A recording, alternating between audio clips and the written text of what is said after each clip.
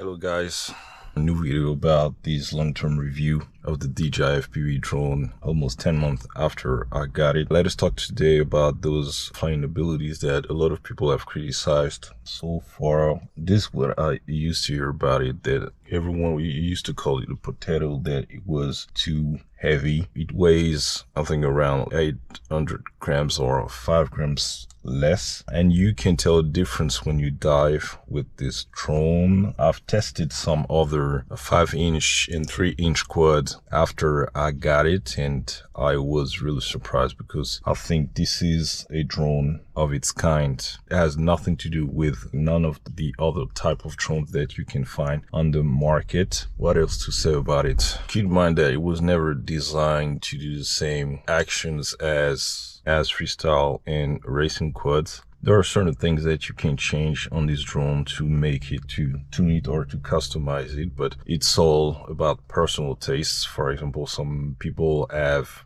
changed the props. They have installed adapters on this drone. I have not done that because the type of props, that you just clip and twist on your drone, I think this system is more practical. And there are some type of props that I've been looking for in the market, but they are all back ordered. I've heard that there were some gem fans and props that were more bendable, and I look forward to testing them, but I don't know where and when I'm going to find them because I've been searching them on AliExpress sites and they're nowhere to be found. So that's pretty much it. Flying abilities, I mean, it's not bad. I would say that this drone behaves like a normal mode and sport mode as a bad Mavic. But there's one thing I must admit, I would not fly it without the arm bracers. Lately I've tried to remove them and it's definitely a no-no. So